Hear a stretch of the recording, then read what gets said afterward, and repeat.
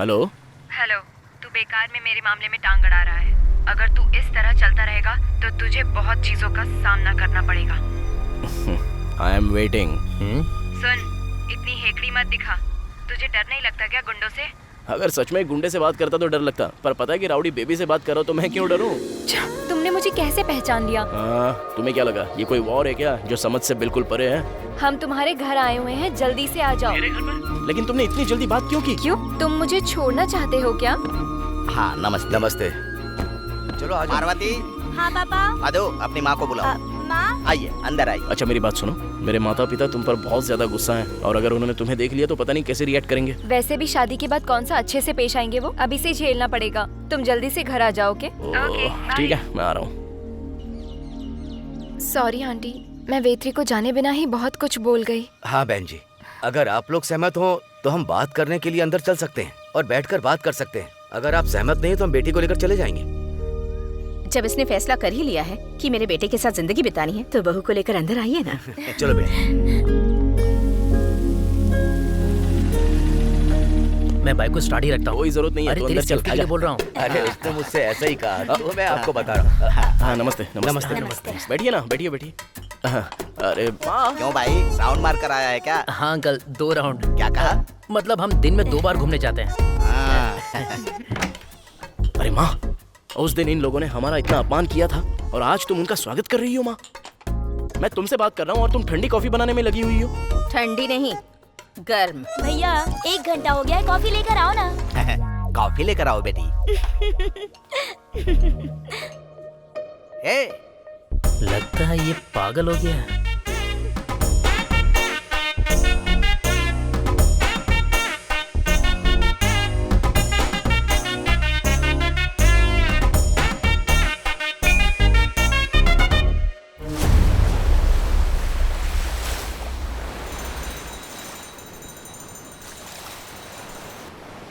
वेत्री, मैंने तब तुम्हें इसलिए डिसलाइक किया था क्योंकि मुझे तुम्हारा काम पसंद नहीं। क्यों? वेत्री, मैं थोड़ा सेल्फिश हूँ। मैं चाहती हूँ कि मेरा पति काम से सेफली घर वापस लौटे। मेरे लिए फैमिली बहुत इम्पोर्टेंट है।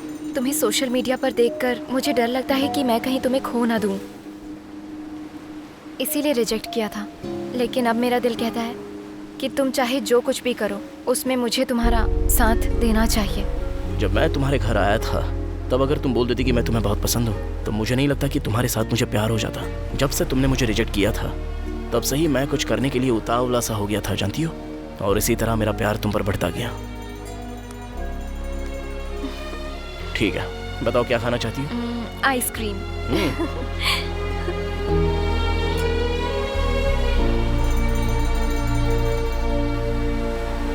ये लीजिए। हाँ, ओके। हाँ। फ्री में ऐसे कैसे दे दूं?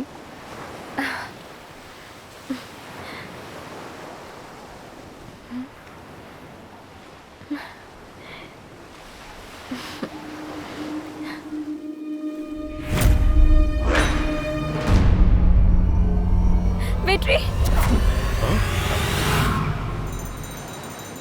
क्या हुआ? वो मास्क पहना हुआ आदमी हमें घूर रहा है। ए, कुछ नहीं है, तुम भी ना। चलो चलते हैं। क्यों डर रही हो?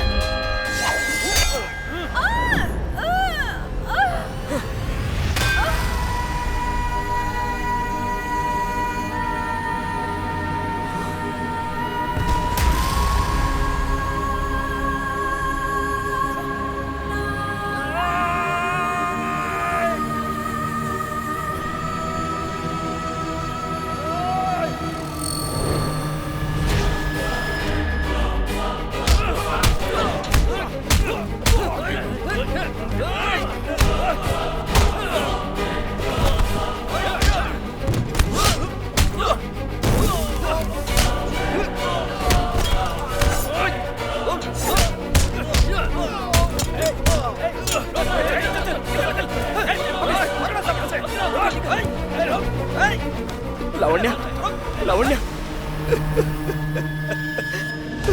लावण्या।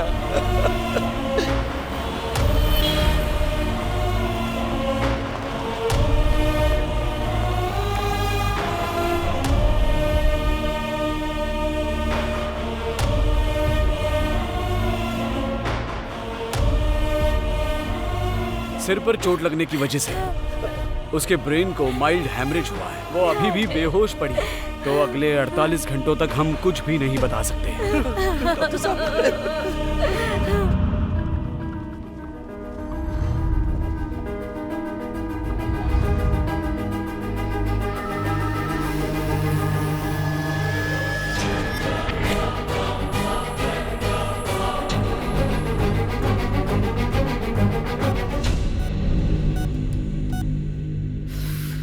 ऐसा कौन कर सकता है यार? भाई मास्क पहनने की वजह से वो हमें पहचान नहीं सकता। पर किसी पर भरोसा नहीं कर सकते। मैं खुद हैंडल करूंगा। मेरे लिए नया नहीं है ये सब। पहले मैंने इंसानों को काटना सीखा, उसके बाद मटन। निकलो।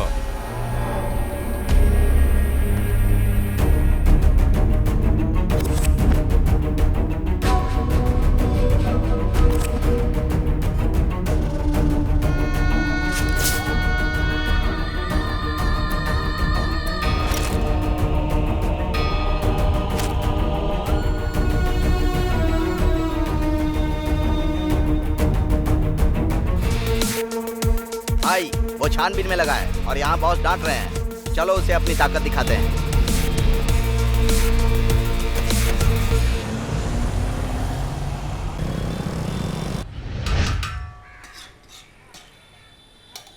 हेलो शिवा, वही तुम्हें ढूंढते हुए यहाँ आया था। कौन है वो? मैं नहीं जानता कि वो कौन है, लेकिन वो अपने फोन में मुझे तुम्हारा फोटो दिखा रहा था। भाई क्या इस फोटो वाले आदमी को आप जानते हो? मुझे इससे किसी भी हाल में मिलना है, बहुत अर्जेंट है मिलना भाई। बताओ वो कौन था? मुझे उस पर शक हो रहा था शिवा। अगर वो गया तो गोदाम में ही जाएगा। तुम अपने आदमियों को लेकर वहाँ चले जाओ। ए, गाड़ी घुमा।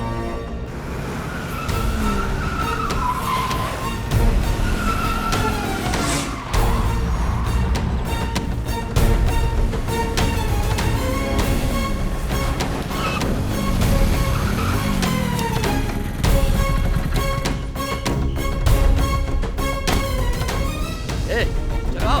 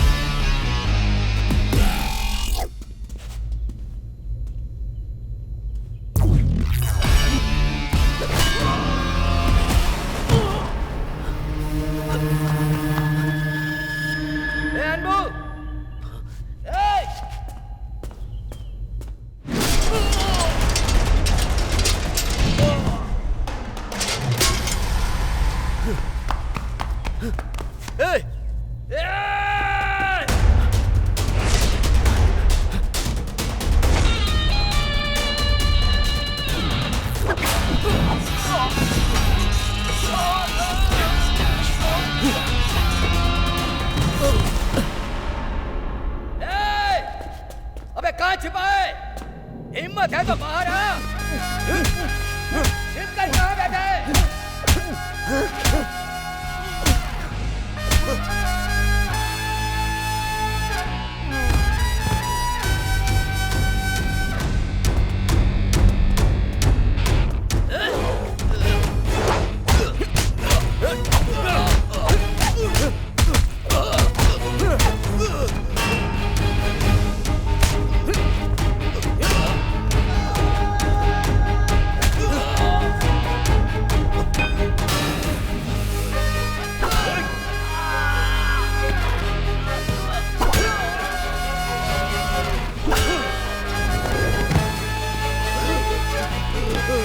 समीर के लिए वे सारे वीडियोस देखे मैंने।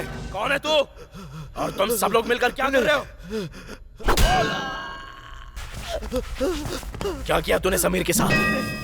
मुंह खोल अपना, जल्दी बोल।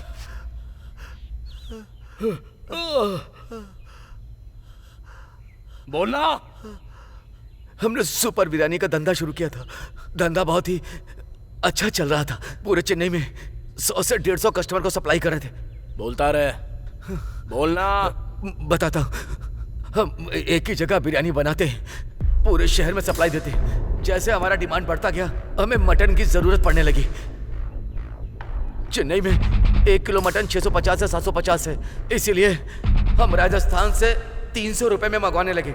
लेकिन राजस्थान से मंगवाने में ट्रेन से यहाँ तक आने में 2 दिन लग जाते थे। इस वजह से मटन खराब हो जाता था। खराब हो जाता था मतलब? कीड़े लग जाते थे। फिर उसे साफ करके हम आसपास के होटल में सप्लाई देते थे। वो उसकी बिरयानी बनाते थे और बाजार में बेच देते थे, जिसके चलते हेल्थ डिपार्टमेंट वाले, कॉरपोरेशन और पुलिस वाले हमारे यहाँ चेकिंग करने आने लगे थे। हमें उन्हें घूस देनी पड़ती थी। और फिर एक दिन आईजी देवराज ने हमारी मदद करने के लिए हमें अप्रोच किया। पाकिस्तान और अफगानिस्तान के बॉर्डर से राजस्थान और पंजाब में ड्रग्स सप्लाई होता था। आईजी देवराज पूरे अकाउंट को ऐसे दिखाते थे जैसे पूरा माल खत्म कर दिया गया। लेकिन हाल में तमिलनाडु बॉर्डर पर ड्रग्स की चेकिंग बहुत तेजी से बढ़ गई थी। तब हमें आईजी देवराज की जरूरत पड़ी। तब हमने मांस में ड्रग्स को छिपाकर तमिलनाडु में सप्लाई किया। वो बिरयानी के धंधे को सपोर्ट करने को तैयार हो गए, कमीशन के तौर पर। हम भी राजी हो गए। सब कुछ सही चल रहा था।